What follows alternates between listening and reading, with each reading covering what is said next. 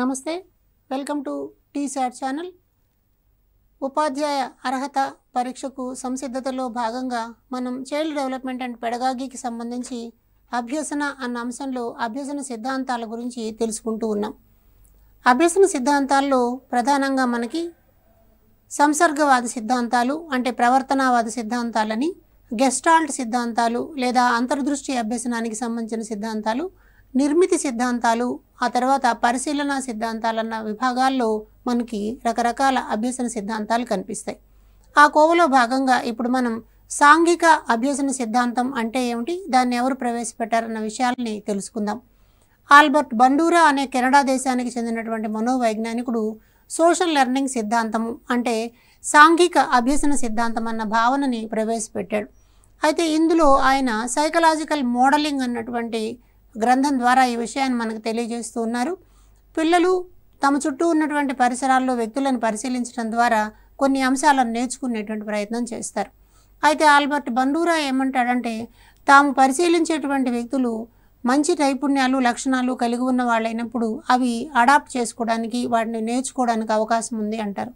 అందుకని సాంఘిక అభ్యసన సిద్ధాంతాన్ని పరిశీలన అభ్యసనం అని, ప్రాతినిధ్య అభ్యసనం అని, అనుకరణ అభ్యసనం అని వేరువేరు పేర్లతో పిలవటం కూడా జరుగుతుందన్నమాట. కాబట్టి సాంఘిక అభ్యసనము అని అనగానే మన చుట్టూ ఉన్న పరిసరాల్లో ఉన్న వ్యక్తులను పరిశీలించడం ద్వారా వారిలో ఉన్న గుణగణాలను మనం అనుకరించి నేర్చుకునే ప్రయత్నం చేయడం అన్నటువంటి అర్థంలో మాట్లాడుకోవాలన్నమాట. అయితే ఈయన రాసినటువంటి పుస్తకాల్లో సోషల్ లెర్నింగ్ థియరీ అన్నది, social learning and personality development, psychological modelling అన్న గ్రంథాల ద్వారా ఆల్బర్ట్ బండూరా సాంఘిక అభ్యసన సిద్ధాంతం గురించి మనకి తెలియజేస్తున్నారు. అయితే తమ చుట్టూ ఉన్నటువంటి సంఘటనలను మనుషులను పరిశీలించి వాటిని పునరుత్పత్తి చేయడం ద్వారా ప్రవర్తనలో శాశ్వతమైనటువంటి మార్పును తెచ్చుకునే ప్రక్రియని మనం సాంఘిక అభ్యసనం అని చెప్పి అంటాం. కాబట్టి వ్యక్తులందరినీ పరిశీలిస్తాం, సంఘటనల్ని పరిస్థితులని కూడా చూసి వాటిలో మనకు నచ్చినటువంటి ఉపయోగపడతాయనుకున్నటువంటి అంశాలను తీసుకుని వాటిని సాధన చేస్తాం. తద్వారా మనకి ఒక అభ్యసనం అన్నది జరుగుతుందన్నమాట. అయితే ఈ పరిశీలన చేయడం ద్వారా నేర్చుకోవడం అన్న భావనని మొట్టమొదటి ప్రవేశపెట్టినటువంటి వారు మిల్లర్ మరియు డీలార్డ్ అనేటువంటి శాస్త్రవేత్తలు. వాళ్ళు సామాజిక అభ్యసన అనుకరణ అన్న ఒక గ్రంథాన్ని రాశారు. ఆ గ్రంథంలో మొదటిసారి ఈ భావన వచ్చింది. అయితే తరువాత దాన్ని ఆల్బర్ట్ బండూరా ఒక బోధనాభ్యసన సిద్ధాంతంగా మార్చారనమాట. పిల్లలకి అనుకరించడం అనేది ఒక సహజాతం. అంటే సహజంగానే పిల్లలు పెద్దవాళ్ళని చూసి మాట్లాడడం, నడవడం, ఎలా ప్రవర్తించాలన్న విషయాలని చేస్తారు. అలాగే అనుకరించడంలో భాష, వేషధారణ, ఆచార వ్యవహారాలు, ఆ సంఘంలకు ఉండేటువంటి నియమాలు, కట్టుబాట్లు, ఆచార వ్యవహారాలు ఇవన్నీ కూడా అనుకరణ ద్వారానే అభ్యసించడం జరుగుతుంది అని మనకు తెలుసు. అయితే కౌమార దశలోకి వచ్చేటికి పిల్లలు ఏం చేస్తారంటే వ్యక్తి పూజ అన్నటువంటి ఒక లక్షణాన్ని అలవాటు చేసుకుంటారు. తమకు నచ్చినటువంటి సినిమా నటులు లేదా క్రీడాకారులని చూసి వారిలాగా ఉండడానికి ప్రయత్నం చేస్తారు. వారిలాగా వస్త్రధారణ, వారిలాగా నడవడం ఇలాంటివన్నీ కూడా గమనించవచ్చు అన్నమాట మనం. కాబట్టి ఇలాంటి పరిశీలన చేసేటువంటి సందర్భంలో అసలు మానసికంగా ఎలాంటి ప్రక్రియలు జరుగుతాయనన్న చూసినప్పుడు పిల్లలు తాదాత్మీకరణ భావన అన్నదాన్ని పెట్టుకుంటారు. అంటే తాదాత్మీకరణం చెందడం అనేది ఒక రక్షక తంత్రం ద్వారా కూడా మనం నేర్చుకున్నాం. వర్తమాన అంశాలని ఏవైతే వాళ్ళకి బాగా నచ్చుతాయో, ఇష్టంగా అనిపిస్తాయో అలాంటి వాటిని స్వీకరిస్తారు. కాబట్టి దానిలో తాము మమేకం కావడం అన్నది కనిపిస్తుంది. అంచేత తాదాత్మీకరణం అన్నది ఇక్కడ ఒక మానసిక ప్రక్రియ. అలాగే అంతరీకరణం అంటే కేవలం పరిశీలించడం మాత్రమే కాకుండా ఆ పరిశీలించినటువంటి వ్యక్తి యొక్క ప్రవర్తనాంశాలన్నింటినీ వీళ్ళు మానసిక వ్యవస్థలోకి తీసేసుకుంటారు. అంటే పూర్తిగా దాన్ని అన్వయం చేసుకుంటారు. ఉదాహరణకి ఒక సినిమా నటుడు అంటే ఇష్టం కలిగినటువంటి వ్యక్తి ఆ సినిమా నటుడిలాగా వస్త్రధారణ ఉండడం, భాష అలాగే ఉండడం, తర్వాత ఆయన చేసినటువంటి కార్యక్రమాలను ఇతను కూడా అమలు చేయడం ఇలాంటివన్నీ కనిపిస్తాయి. అలాగే తమకు నచ్చిన రాజకీయ నాయకుడు లేకపోతే స్వాతంత్ర సమరయోధుడు, శాస్త్రవేత్తలను కూడా వాళ్ళలో ఉండే గొప్ప అంశాలను తీసుకుని వాటిని పూర్తిగా అనుకరించే ప్రయత్నం చేస్తే దాన్ని అంతరీకరణం అంటారు. కాబట్టి ఈ పద్ధతిలో అంతరీకరణానికి చాలా పెద్ద ఉపయోగం ఉంటుంది. అయితే పరిశీలన పద్ధతి చేయాలి అని అంటే ఈ పద్ధతిలో నేర్చుకోవాలి అంటే మనకి మోటివేట్ చేసేటువంటి వాళ్ళు, ప్రేరణనిచ్చేటువంటి వాళ్ళు ఉండాలి. కాబట్టి ఇందులో ఎవరుంటారు? మనకి ప్రత్యక్షంగా కనిపించేటువంటి వ్యక్తులు ఉద్దీపన నమూనాలుగా పనిచేస్తారు. అలాగే వచ్చినటువంటి వ్యక్తులు ఇచ్చే సూచనలు సలహాలు కూడా మనకి బాగా ఉపయోగపడుతూ ఉంటాయి. అంటే కొంతమంది మనం ఎవరినైతే ఇష్టపడతామో అలాంటి వ్యక్తులు ఏం సూచనలు ఇస్తున్నారో వాటిని మనం పాటించడానికి సిద్ధంగా ఉంటాం. మీరు తరగతి గదిలో కొన్ని సందర్భాల్లో పాఠశాలల్లో పిల్లల్ని చూసినట్లయితే ఒక సబ్జెక్టు పట్ల లేదా ఒక సబ్జెక్టు బోధిస్తున్నటువంటి ఉపాధ్యాయుడి పట్ల ప్రత్యేక అభిమానాన్ని కలిగి ఉంటారు. వారు చెప్పినటువంటి పనులు సూచనలన్నీ తూచా తప్పకుండా పాటిస్తూ కనిపిస్తారు. అలాగే కొంతమంది రోల్ మోడల్స్ని పెట్టుకుంటారు. వీళ్ళు నాకు మాదిరి అని చెప్పేసి క్రీడల్లో అభిరుచి కలిగినటువంటి వాళ్ళు ఎవరైనా ఒక క్రీడాకారుని రోల్ మోడల్గా పెట్టుకుని అతనిలాగా ఆటలాడాలి, అతనిలాగా పథకాలు సాధించాలి అని చెప్పి కోరుకుంటారు. అలాగే వృత్తిపరమైనటువంటి అంశాలు ఎవరైనా డాక్టర్లు, లాయర్లు ఇలాంటి వాళ్ళను కూడా రోల్ మోడల్గా పెట్టుకుని వాళ్ళలాగా ఉండడం కోసం పరిశీలన పద్ధతిలో పిల్లలు కృషి చేస్తారు అని చెప్పి ఇక్కడ తెలుస్తుంది మనకి. అయితే ఈ పరిశీలన పద్ధతిని అనుసరించడంలో కొన్ని సోపానాలు మనకుంటే వాటిని అవధానము, ధారణ, నిష్పాదన, పునర్బలనం అంటాం. అవధానం అంటే పరిశీలిస్తూ ఉన్న సందర్భాల్లో ఏకాగ్రతతో ఉండడం, అలాగే చేసినటువంటి అంశాన్ని గుర్తుపెట్టుకోవడం, దానిని ఇతర సందర్భాల్లో ప్రదర్శిస్తే దాన్ని నిష్పాదన అంటాం. అలాగే పునర్బలనం చెందడం. పునర్బలనం అంటే మళ్ళీ మళ్ళీ చేస్తూ ఉంటే అక్కడ మనకి ఆ విషయం పట్ల సాధికారత రావడం అన్నది ఉంటుంది. కాబట్టి ఇక్కడ ప్రశ్న అడగడానికి అవకాశం ఉంది. పరిశీలన అభ్యసనంలోని 4 సోపానాల పేర్లు మనం గుర్తుపెట్టుకోవాల్సిన అవసరం ఉంది. అలాగే పునర్బలనం అన్న అంశాన్ని కొంచెం లోతుగా పరిశీలిస్తే ప్రత్యక్ష పునర్బలనం. ఒకవేళ ఏదైనా పని చేసినప్పుడు వెంటనే కానీ మనకు ఒక బహుమానం ఇచ్చినట్టయితే దాని వలన మళ్ళా నేర్చుకోవాలన్నటువంటి కోరిక కలుగుతుంది. దానిని మనం ప్రత్యక్ష పునర్బలనం అంటాం.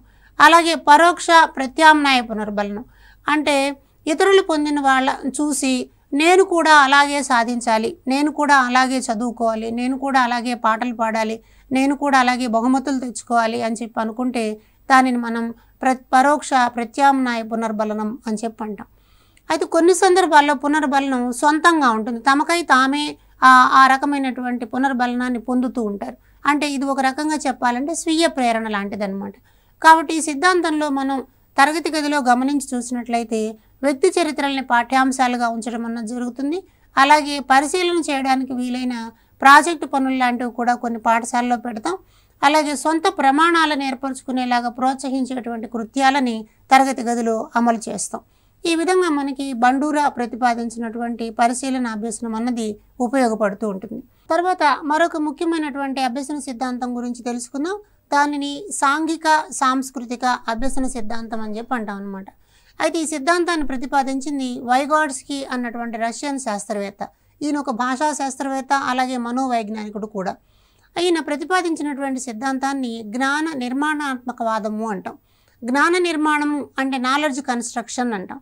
ఈ నాలెడ్జ్ కన్స్ట్రక్షన్ అనేది ఎలా వస్తుంది? స్వీయ అనుభవాల ద్వారా ఎవరికై వాళ్ళు జ్ఞానాన్ని నిర్మించుకోవడం అన్నది ఇక్కడ ప్రధాన అంశం. 2005 జాతీయ విద్యా ప్రణాళిక చట్టం మనకి విద్యారంగంలో సమూలమైనటువంటి మార్పులకు శ్రీకారం చుడుతూ ప్రవర్తనావాద సిద్ధాంతాల నుంచి జ్ఞాన నిర్మాణాత్మకవాద సిద్ధాంతాల వైపుకు పాఠ్యపుస్తకాలు, బోధనా విధానాలు మారాలి అని చెప్పి తెలియజేసింది. అయితే ఇక్కడ జ్ఞాన నిర్మాణం జరగడము అని అంటే ఇది ఒక సంజ్ఞానాత్మకమైనటువంటి అనుభవం. అంటే తన చుట్టూ ఉన్నటువంటి అనుభవాల ద్వారా జ్ఞానాన్ని పొందడం అన్నది ఇక్కడ కీలకం. కాబట్టి అనుభవాలను పరిశీలించుకుంటూ గత అనుభవాలను జోడించుకుంటూ తద్వారా వ్యక్తి నూతన జ్ఞానాన్ని సృష్టించేటువంటి ప్రయత్నం చేస్తాడు. అందుకని పియాజే చెప్పినటువంటి అంశాన్ని ఇక్కడ ఒకసారి అన్వయం చేసుకుని చూసామంటే పియాజే ఏమంటున్నాడు? అభ్యసనము అన్నటువంటిది వికాసాన్ని అనుసరిస్తుంది అని చెప్పి చెప్తున్నాడు. అంటే వ్యక్తికి వికాసం కలిగినప్పుడు, పరిణతి కలిగినప్పుడు అభ్యసనం కూడా దాని వెంబడే నేర్చుకోవడానికి పనికొస్తుంది అని నియత చాలక దశ, ఇంద్రియ ప్రచాలక దశ ఇట్లాంటి దశల ద్వారా మనం అభ్యసనకి వికాసానికి సంబంధం ఉంది అని పియాజే సిద్ధాంతంలో చూసాం. అయితే సంజ్ఞానాత్మక అభ్యసనము లేదా జ్ఞాన నిర్మాణాత్మక వాదం ప్రకారం చూసినప్పుడు వికాసము అభ్యసనాన్ని అనుసరిస్తుంది అంటారనమాట. అంటే నేర్చుకునేటువంటి సందర్భాలు కానీ మనం ప్రొవైడ్ చేస్తూ ఉంటే అప్పుడు ఆటోమేటిక్గా వికాసం అన్నది వస్తుంది అన్నది వైగాట్స్కీ యొక్క భావన. ఈ రెండు కూడా ప్రధానమైనటువంటి వాక్యాలు, జాగ్రత్తగా గుర్తుపెట్టుకోండి. అభ్యసనము వికాసాన్ని అనుసరిస్తుంది అని చెప్పినవాడు పియాజే, వికాసము అభ్యసనాన్ని అనుసరిస్తుంది అని చెప్పినవాడు వైగాట్స్కీ. కాబట్టి ఇక్కడ మనం వైగాట్స్కీ సిద్ధాంతంలో అభ్యసనం యొక్క ప్రాధాన్యత వికాసానికి సహాయపడేలాగా ఉంటుంది అని మనం అర్థం చేసుకోవాలి. కాబట్టి ఈ విషయాన్ని గమనించి చూసినప్పుడు జ్ఞాన నిర్మాణము అంటే మనం పూర్వంలో నేర్చుకున్నటువంటి అంశాలని లేదా గతంలో నేర్చుకున్నటువంటి విషయాన్ని లేదా జ్ఞానాన్ని ప్రస్తుతం నేర్చుకున్నటువంటి అంశాలతో జతపడి కొత్త జ్ఞానాన్ని తయారు చేయడం అంటాం. కాబట్టి జ్ఞాన నిర్మాణం జరగాలి అంటే ప్రతి వ్యక్తికి తప్పనిసరిగా గతంలో కొన్ని అనుభవాలు ఉండాలి. ఆ అనుభవాలను తరగతి గది ఉపయోగించుకోవాలి. ప్రస్తుతం తరగతి గది ఇచ్చేటువంటి అనుభవాల ద్వారా నూతన జ్ఞానం కానీ రాగలిగితే దానిని మనం జ్ఞాన నిర్మాణం అంటాం. అంటే పిల్లవాడు బడికొచ్చేసరికి కొన్ని అనుభవాలతో వస్తాడు కాబట్టి ఆ అనుభవాల జ్ఞానాన్ని తరగతి గది జ్ఞానానికి అనుసంధానం చేయవలసిన అవసరం ఉంది అని మనకి ఇక్కడ కనిపిస్తుంది.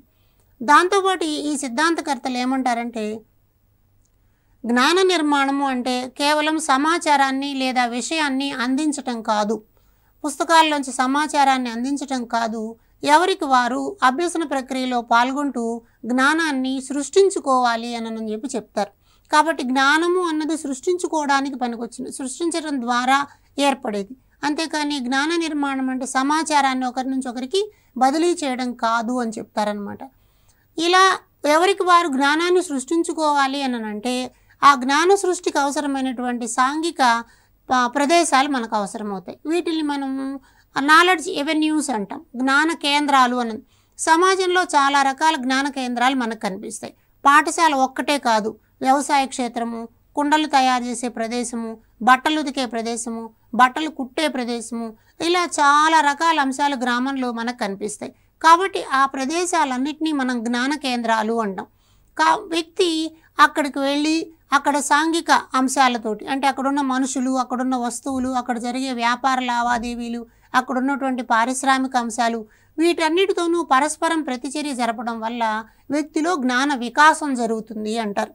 కాబట్టి ఇక్కడ మనకి జ్ఞాన నిర్మాణంలో అభ్యసనం జరిగినప్పుడు వికాసం జరుగుతుంది అని అర్థం.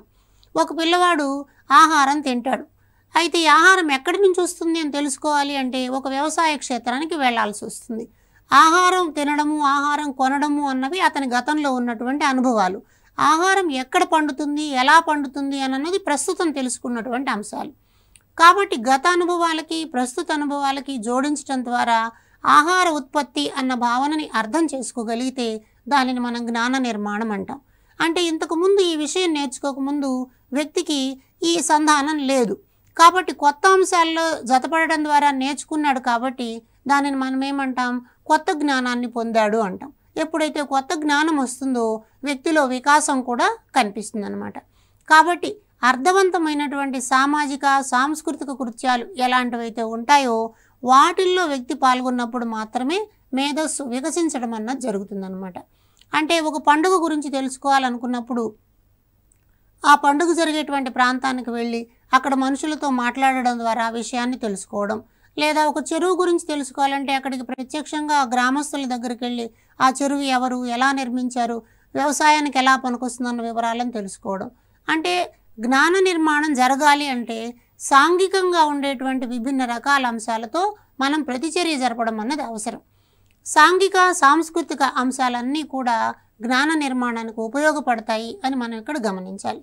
కాబట్టి ఒక పిల్లలు విషయాన్ని నేర్చుకోవాలి అనుకున్నప్పుడు ఉపాధ్యాయుడు తప్పనిసరిగా సమాజంలో ఉండేటువంటి సాంఘిక ప్రదేశాల కోసం సాంస్కృతిక ప్రదేశాలకు పిల్లల్ని పరిచయం చేయడం ద్వారా వాళ్ళు అక్కడ విషయాలని సొంతంగా తెలుసుకోవడానికి అవకాశం వస్తుందన్నమాట. అక్కడ మనుషులతో కూడా వీళ్ళు ప్రతిచర్య జరపడం అన్నది జరుగుతుంది.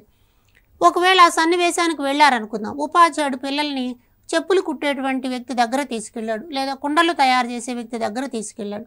అక్కడికి తీసుకెళ్ళిన తర్వాత పిల్లల్లో మానసిక ప్రక్రియలు అభివృద్ధి చెందుతాయి. ఎలా మానసిక ప్రక్రియలు అభివృద్ధి చెందుతాయి అని అన్నదాన్ని చూద్దాం. సాధారణంగా మన దగ్గర మానసిక ప్రక్రియలు రెండు రకాలుగా కనిపిస్తాయి.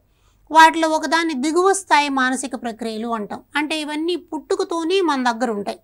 పరిశీలించడం, ప్రశ్నించడం, ఇలాంటి రకాలైనటువంటి స్వభావాలని మనం దిగువ స్థాయి మానసిక ప్రక్రియలు అంటాం. ఉదాహరణకు ఉపాధ్యాయుడు పిల్లల్ని చెప్పులు కుట్టే వ్యక్తి దగ్గరకు తీసుకెళ్ళినప్పుడు ఆ వ్యక్తి ఏ రకాల పరికరాలు ఉపయోగిస్తున్నాడు, సూదిని ఎలా ఉపయోగిస్తున్నాడు, చెప్పులు ఎలా కుడుతున్నాడు, ఎలా కత్తిరిస్తున్నాడు, ఇవన్నీ నిశితంగా పరిశీలిస్తారు. అదే సమయంలో ఆయనతో మాట్లాడతారు. ఇవి ఎక్కడి నుంచి తయారు చేశారు, ఎక్కడి నుంచి తీసుకొచ్చారు, ఎక్కడ తీసుకెళ్ళి అమ్ముతారు, ఇలా రకరకాలైనటువంటి ప్రశ్నలు వేయడం ద్వారా ఆ వ్యక్తిలో ఉన్నటువంటి జ్ఞానాన్ని తెలుసుకోవడానికి ప్రయత్నం చేస్తారు. అప్పటి వరకు వీళ్ళకున్న అనుభవం చెప్పులు కొనుక్కోవడం, చెప్పులు వేసుకుని నడవడం అని మాత్రమే పూర్వ జ్ఞానంలో ఉంది. ఇప్పుడు చెప్పులు కుట్టే వ్యక్తి దగ్గర కూర్చుని వాటిని ఎలా కుడుతున్నారు, ఏమేమి పరికరాలు వాడుతున్నారు, ఇవన్నీ తెలుసుకుంటారు. కాబట్టి ఇది నూతన జ్ఞానము అవుతుంది. ఈ నూతన జ్ఞానాన్ని సాధించడానికి దిగువ స్థాయి మానసిక ప్రక్రియలను ముందుగా ఉపయోగిస్తారు. అంటే పరిశీలించడం, ప్రశ్నించడం లాంటివి. అది అయిపోయిన తర్వాత రెండవ దశలో మనం వస్తే రెండవ దశ ఎలా కనిపిస్తుంది? దీనిని ఉన్నత స్థాయి మానసిక ప్రక్రియ అంటాం. అంటే ఇతరులతో జరిపేటువంటి సంభాషణల వల్ల ఇలాంటివి మనకు వస్తాయి. వాటిల్ని మనం విశ్లేషణ, సృజనాత్మక ఆలోచన, వివేచన, విచక్షణ అని చెప్పి అంటాం. వీటిని హయ్యర్ ఆర్డర్ థింకింగ్ స్కిల్స్ అంటారు.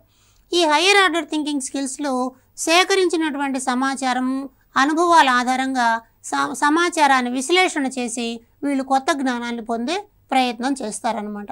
కాబట్టి ఇందులో ఒక సృజనాత్మకమైన ఆలోచన ఉంటుంది. తార్కికంగా ఆలోచించగలుగుతారు. అనలిటికల్గా ఆలోచించగలగడం అన్నది ఇక్కడ దొరుకుతుంది. కాబట్టి ఈ హయ్యర్ ఆర్డర్ థింకింగ్ స్కిల్స్, ఉన్నత స్థాయి మానసిక ప్రక్రియలన్నీ కూడా మనకి ఈ రకపు అభ్యసనంలో కనిపిస్తాయి. కాబట్టి ఒక వ్యక్తి పాఠశాలలో కల్పించేటువంటి అభ్యసన సన్నివేశాలు అన్నప్పుడు ఆ సన్నివేశం ముందుగా దిగువ స్థాయి మానసిక ప్రక్రియల ద్వారా సమాచారాన్ని సేకరించడానికి పనికి రావాలి. మిగిలిన ఉన్నత స్థాయి మానసిక ప్రక్రియల ద్వారా సమాచారాన్ని విశ్లేషించి కొత్త జ్ఞానాన్ని ఆవిష్కరించడానికి పనికి రావాలి. కాబట్టి ఇక్కడ ప్రశ్నలు అడగడానికి చాలా అవకాశం ఉంది. దిగువ స్థాయి మానసిక ప్రక్రియలు అంటే ఏమిటి అని రావచ్చు, లేదా ఉన్నత స్థాయి మానసిక ప్రక్రియలు ఎలా ఉంటాయని చెప్పొచ్చు. కాబట్టి తరగతి గదిలో ఉపాధ్యాయుడు రెండు రకాలైనటువంటి ప్రక్రియల్ని పిల్లల్లో పెంపొందించడానికి ప్రయత్నం చేయాలి. అప్పుడు ఉన్నత స్థాయి, దిగువ స్థాయి రెండు కూడా అభివృద్ధి చెందడానికి అవకాశం వస్తుంది. అయితే ఇలా పొందినటువంటి జ్ఞాన నిర్మాణం ద్వారా సాధించినటువంటి దానిలో ఈ సంజ్ఞానాత్మక వికాసానికి సంబంధించి కొన్ని దశలు ఉంటాయి. అంటే జ్ఞానాన్ని అనుభవాల ద్వారా పొందేటువంటి విధానంలో కొన్ని దశలు కనిపిస్తాయి. అవేమిటో చూద్దాం మనం. ఒకటో దాన్ని మనం నిజ వికాసము అంటాం. నిజ వికాసము అని అంటే ఒక సన్నివేశంలో లేదా సందర్భంలో ఒక వ్యక్తి స్వయంగా చేయగలిగినటువంటి మ్యాక్సిమం నెంబర్ ఆఫ్ యాక్టివిటీస్ అంటాం, గరిష్ట కృత్యాలు. ఒక సందర్భంలో పాల్గొన్నప్పుడు వ్యక్తి ఎన్ని కృత్యాలను మొత్తంగా చేయగలడు, ఎన్ని చేయగలడు అన్నది నిజమైనటువంటి వికాసాన్ని తెలియజేస్తుంది. అంటే ఒక నిర్ధారిత సమయంలో ఒక పిల్లవాడు ఒక కథల పుస్తకాన్ని చదవగలిగాడు, లేదా 5 పేజీలు చదవగలిగాడు, 4 లెక్కలు చేయగలిగాడు, ఒక ఇంటర్వ్యూ చేయగలిగాడు, ఒక బొమ్మను గీయగలిగాడు, ఇలా ఎన్ని రకాల పనులు గరిష్టంగా చేయగలరు అన్నటువంటి దాన్ని మనం నిజ వికాసము అంటాం. అయితే ఒక్కొక్కసారి ఏమవుతుందంటే ఇతరులతో జరిపేటువంటి ప్రతిచర్యల వల్ల కూడా కొన్ని గరిష్టమైనటువంటి పనులను మనం చేయగలుగుతాం. అయితే అవన్నీ చోట్ల ఒకేలాగా ఉండకపోవచ్చు. ఉదాహరణకి ఇందాక మనం అనుకున్నట్లు కుండలు తయారు చేసేటువంటి సన్నివేశంలో వెళ్ళినప్పుడు అక్కడ జరిగే ప్రతిచర్యల వల్ల చేసే కృత్యాల సంఖ్య వ్యవసాయదారుడి దగ్గరకు వెళ్ళినప్పుడు ఉండకపోవచ్చు. కాబట్టి ఇలా ఇతరులతో జరిపేటువంటి ప్రతిచర్యల వల్ల చేసే కృత్యాలని మనం సంభావ్య వికాసము అంటాం. అలాగే సంభావ్య వికాసము, నిజ వికాసము ఇవి రెండు కలవడం వల్ల అభ్యసనం అన్నది మనం గమనించవచ్చు. దీన్ని మనకి వైగాట్స్కి ఒక కొత్త పదంతో చెప్పారు. దాని పేరు సామీప్య వికాస మండలం అంటారు. ఇది గతంలో చాలాసార్లు పరీక్షలో అడిగిన ప్రశ్న. ఈ సామీప్య వికాస మండలం లేదా జెడ్పీడీ అంటాం. దీన్ని జోన్ ఆఫ్ ప్రాక్సిమల్ డెవలప్మెంట్. వైగాట్స్కి ప్రకారం అభ్యసనం జరగడం అన్నది ఈ జోన్ ఆఫ్ ప్రాక్సిమల్ డెవలప్మెంట్ దగ్గర జరుగుతుంది అని అంటారు. అంటే ఒక వ్యక్తి తనకై తాను సొంతంగా ఏమేమి అంశాలు నేర్చుకున్నాడు, ఇతరులు ఉపాధ్యాయులు లేదా పెద్దల సహకారంతో ఏమేమి అంశాలు నేర్చుకుంటున్నాడు. అంటే ఇక్కడ తనకు తెలిసి ఉన్నటువంటి అంశాలు, తాను నేర్చుకోబోతున్నటువంటి అంశాలు, ఈ రెండు అంశాల మధ్యన ఒక చిన్న ఖాళీ ప్రదేశం లాంటిది ఉంటుంది. అంటే తెలిసిన అంశాలకు, తెలుసుకోవాల్సిన అంశాలకు మధ్యన ఒక చిన్న ఖాళీ ప్రదేశం. ఈ ఖాళీ ప్రదేశాన్ని సామీప్య వికాస మండలం అంటారు. దీనిని జోన్ ఆఫ్ ప్రాక్సిమల్ డెవలప్మెంట్ అంటారు. వైగాట్స్కి ప్రకారం అభ్యసనం అన్నది ఆ సామీప్య వికాస మండలంలోనే జరుగుతుంది. అంటే తెలిసిన అంశాలకు, తెలియని అంశాలకు మధ్యన అనుసంధానాలు ఏర్పరచుకోవడం ద్వారా అభ్యసనం జరుగుతుంది. పిల్లవాడికి చెప్పులు కొనడం, చెప్పులు వేసుకోవడం తెలుసు. ఇప్పుడు చెప్పులు కుట్టడము, చెప్పులు తయారు చేయడం అన్న విషయాన్ని చూస్తున్నాడు. కాబట్టి ఈ 2 అంశాల మధ్యన ఒక పని జరుగుతోంది. ఏమిటా పని? పిల్లవాడు అభ్యసన క్షేత్రానికి వెళ్ళడం, అక్కడ ఉన్నటువంటి వ్యక్తితో మాట్లాడడం, అతను చెప్పినటువంటి అంశాలని సేకరించడం, వాటిని విశ్లేషించే ప్రయత్నం చేయడం. కాబట్టి మధ్యలో జరుగుతున్నటువంటి ఈ పనులన్నీ కూడా జ్ఞాన నిర్మాణానికి పనికొచ్చేటువంటివి అంటారు. అంచేత ఈ సామీప్య వికాస మండలం అని ఏదైతే జోన్ ఆఫ్ ప్రాక్సిమల్ డెవలప్మెంట్ ఉంటుందో అక్కడ అభ్యసనం జరుగుతుంది అని అన్నది వైగాట్స్కీ యొక్క అభిప్రాయం. కాబట్టి తెలిసిన అంశాలకు తెలియని అంశాలకు మధ్యన సంధానాన్ని ఏర్పరిచేలాగా పాఠశాలలో అభ్యసన కృత్యాలు ఉండాలి అని మనం అర్థం చేసుకోవాలి. అయితే ఈ సందర్భంలో ఉపాధ్యాయుని పాత్ర ఏమిటి అని మనం చూసినప్పుడు ఈ సిద్ధాంతం మొత్తం ఏం చేస్తోంది? జ్ఞానము అంటే ఎవరైనా ఇచ్చేది కాదు, ఎవరికై వారు తయారు చేసుకునేది అని చెప్తుంది. మరి ఎవరికై వారు తయారు చేసుకునేటప్పుడు ఉపాధ్యాయుని పాత్ర ఏముంటుంది అని చూస్తే ఉపాధ్యాయుని పాత్ర స్కాఫోల్డింగ్ అంటారు, సారవా అంటారు. భవనాన్ని కప్పు వేసినప్పుడు జారి పడిపోకుండా కింది నుంచి కొన్ని కర్రల్ని నిలబెడతారు. ఆ స్లాబ్ గట్టిపడిపోయిన తర్వాత ఆ సారవని తీసేస్తారు. అంటే ఆ ఆధారం ఎంతసేపు ఉంటుంది? తనకై తాను స్థిరంగా నిలబడగలిగినంతసేపు ఉంటుంది. ఒక పందిరి మీదకి పాకేటువంటి మొక్కకి మనం ఒక చిన్న పుల్లనో కర్రనో ఉంచుతాం. దాన్ని అల్లుకుని అది పందిరి మీదకి పాకుతుంది. పాకిన తర్వాత ఇంక ఈ పుల్ల అవసరం దానికి అంతగా అనిపించకపోవచ్చు.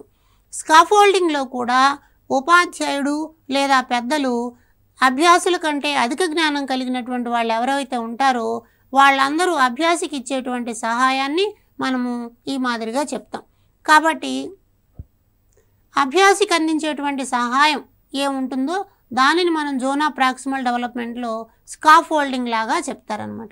ఈ స్కాఫోల్డింగ్ ద్వారా పిల్లల్లో జ్ఞాన వికాసం అన్నది జరగడానికి అవకాశం ఉంది.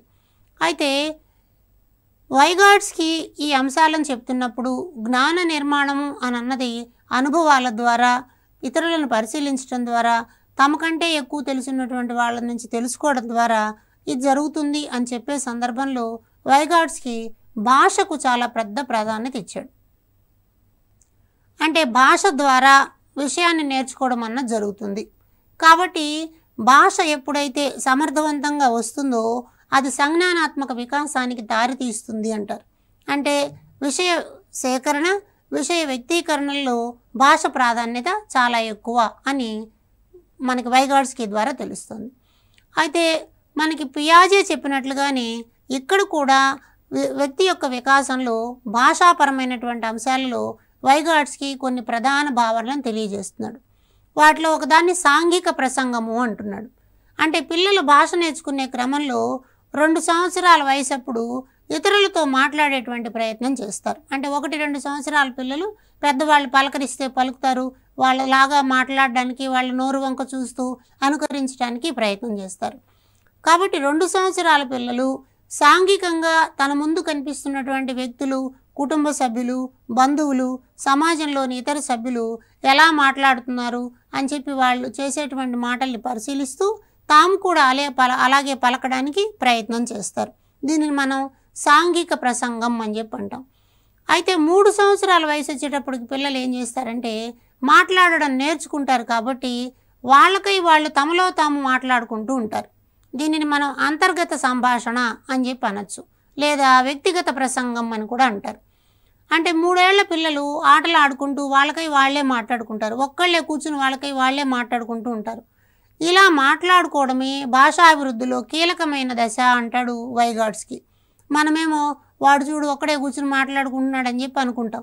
కానీ పిల్లలు ఒక్కళ్ళే కూర్చుని మాట్లాడేటప్పుడు వాళ్ళు అప్పటి వరకు పరిశీలించినటువంటి పెద్దలు మాట్లాడుతున్న భాష, ఆ సందర్భంగా వ్యక్తం చేస్తున్నటువంటి హావభావాలు, ముఖ కవళికలు, మాట తీరు ఇవన్నీ కూడా గమనిస్తూ ఉంటారు. వాటిని వీళ్ళు ఇక్కడ సాధన చేస్తూ కనిపిస్తారు. అంచేత భాషా వికాసంలో ఇది కీలకమైన దశ అని చెప్పి చెప్తారు. మరొక ముఖ్యమైన దశని మనం ఏమంటామంటే నిశ్శబ్ద అంతర్గత ప్రసంగము అంటాం. 7 సంవత్సరాలు వచ్చిన తర్వాత పిల్లలు మాట్లాడడం పైకి ఉండదు, అదేముంటుంది అంతర్గతంగా కనిపిస్తుంది. దీనిని అంతర్గతంగా చేసేటువంటి ఒక ఆలోచన అని చెప్పి అంటాం. అంటే పిల్లలు బయట ప్రపంచాన్ని చూస్తారు, వాళ్ళు ఉపయోగిస్తున్నటువంటి భాషని అన్నిటినీ కూడా గమనిస్తారు, కానీ లోపల దాని గురించి ఆలోచిస్తూ ఉంటారు. ఇక్కడ ఎందుకు ఇలా మాట్లాడాడు, ఇక్కడ ఎందుకు ఇలాంటి పదాన్ని వాడాడు, వాడు వాడినటువంటి పదం యొక్క అర్థం ఏమిటి, ఇలాంటి రకాల అంశాలన్నీ కూడా నిరంతర అంతర్గత ప్రసంగంలో మనకు కనిపిస్తాయి. ఇవి 7 సంవత్సరాల పైనుంచి ఉన్నటువంటి పిల్లల్లో సాధారణంగా మనకి ఇవి కనిపిస్తాయి.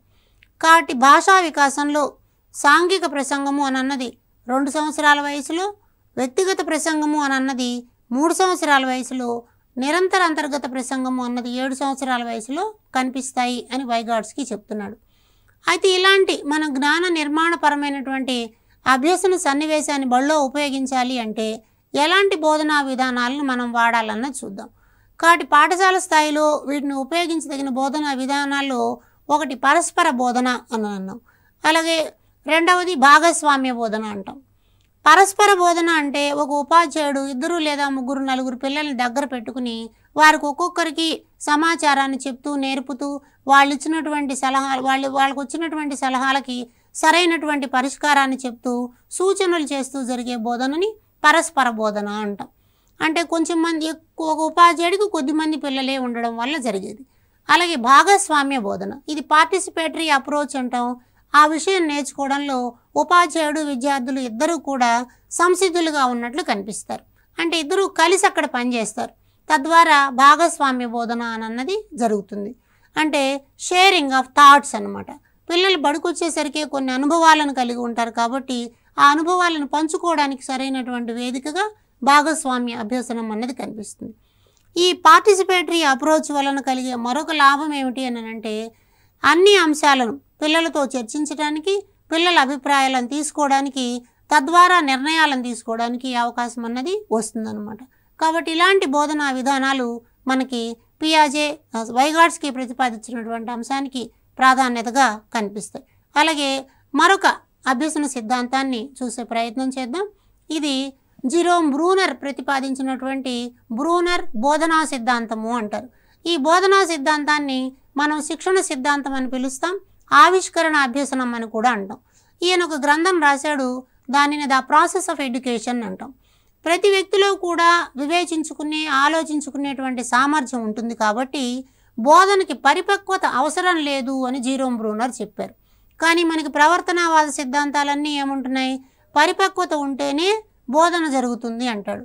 ఈయనేమంటాడంటే అభ్యసనం జరగడానికి కావలసింది జ్ఞానం, అనుభవాలు. ఈ జ్ఞానానికి అనుభవాలకి మధ్యన ఒక అనుసంధానం ఏర్పాటు చేస్తే అభ్యసనం జరిగిపోతుంది అంటారు. అందుకని బ్రూనర్ ఏం చెప్తాడంటే ఏ విషయాన్నైనా ఏ వయసు వారికైనా బలవంతంగా బోధించవచ్చు అంటారు. అంటే విషయం ఏదైనా సరే, వయసు ఏదైనా సరే వారి స్థాయికి తగినట్టు బోధించవచ్చు అని అన్నది ఇక్కడ కనిపిస్తుంది. కాబట్టి అభ్యసనకి ప్రాధాన్యత అంశాలు ఏంటి, వాడికి నేర్చుకోవాలన్న ఆసక్తి ఉండాలి, కుతూహలం ఉండాలి. ఇవి రెండూ ఉన్నప్పుడు ఏ విషయాన్నైనా నేర్చుకుంటాడు అని చెప్పి అంటారు. కానీ గతంలో మనకు అభ్యసన సిద్ధాంతాలు వయసుకు తగిన సామర్థ్యానికి తగినదిగా ఉండాలని గతంలో నేర్చుకున్నాం. అయితే బ్రూనర్ మాత్రం ఏమంటాడు, అభ్యసనం అంటే అది వ్యక్తి అనుభవాలకు సంబంధించినది, జ్ఞానానికి సంబంధించింది కాబట్టి ఎవరికైనా ఏదైనా నేర్పచ్చు అన్నది ఇక్కడ అంశం. ఈ ఎవరికైనా ఏదైనా అన్న విషయం మీద చాలాసార్లు పరీక్షల్లో అడిగారు. కాబట్టి ఆ స్టేట్మెంట్ చెప్పినటువంటి వాడు జిరోమ్ బ్రూనర్. కాబట్టి స్వీయ అభ్యసనానికి ఎక్కువ ప్రాధాన్యత ఉండడం అన్నది దీనిలో ముఖ్యమైన విశేషం. అయితే ఈ సందర్భంలో ఉపాధ్యాయుడు ఎలా ఉండాలి, కేవలం ఒక పర్యవేక్షకుడుగా, సలహాదారుడుగా ఉండాలి. కాబట్టి ఇక్కడ ఏ అంశం బోధిస్తామన్న దానికన్నా ఏ పద్ధతిలో బోధిస్తామన్నది ముఖ్యమైనటువంటి అంశం. ఇక్కడ కూడా ఇన్స్ట్రక్షన్ స్కాఫోల్డింగ్ అన్న జరుగుతుంది. కాబట్టి సరైనటువంటి బోధనా పద్ధతిని ఉపయోగించడం ద్వారా పిల్లలు నేర్చుకోవడానికి అక్కడ మనం అవకాశం కల్పిస్తాం. అయితే ఇలా నేర్చుకోవాలి అంటే అక్కడ అంతర్గత ప్రేరణ అన్నది చాలా అవసరం. అయితే వ్యక్తిలో బాహ్య ప్రేరణ కన్నా నాకై నేను నేర్చుకోవాలన్న అంతర్గత ప్రేరణ ఒకవేళ వ్యక్తిలో కలిగితే అది దీర్ఘకాలికంగా అభ్యసన చేయడానికి అవకాశాన్ని కల్పిస్తుంది. కాబట్టి పిల్లల శక్తి సామర్థ్యాలకు తగినటువంటి ప్రాధాన్యతనిస్తూ ఆ అంశాలను బోధించేటువంటి ప్రయత్నం చేస్తున్నప్పుడు ఇక్కడ ఒక వాక్యం మనకు చాలా బాగుంటుంది. లక్ష్య శిఖరంపై అడుగులు పడినప్పుడే పండుగ. ఇది కూడా మనకి గతంలో చాలాసార్లు పరీక్షల్లో అడిగారు. ఈ స్టేట్మెంట్ ఏంటి, నేను విజయం ఎప్పుడైతే సాధిస్తానో అప్పుడు నేను ఆనందంగా ఉంటాను అని అర్థం అన్నమాట. కాబట్టి ఈ బోధనా విధానంలో మనకి లక్ష్యాన్ని చేరుకోవడం అన్నది చాలా కీలకంగా కనిపిస్తుంది.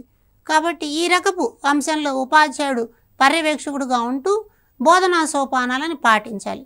ఇలా పాటించాలి అంటే సంసిద్ధత అన్నది చాలా అవసరం. ఏమేమి సంసిద్ధత ఉండాలి? శారీరకంగా, మానసికంగా సంసిద్ధత అన్నది చాలా అవసరం. అలాగే విషయాన్ని కూడా తెలిసిన విషయం నుంచి తెలియని విషయం వైపుకు తీసుకురావాలి. దీనిని అనుసరించడానికి మనం బోధనలో 3 రకాల పద్ధతులు వాడతాం. అంటే ఆటపాటల ద్వారా వాడతాం. దీనిని మనం ప్రాథమిక స్థాయిలో చేస్తాం. దీనిని నటనా పద్ధతి అంటారు.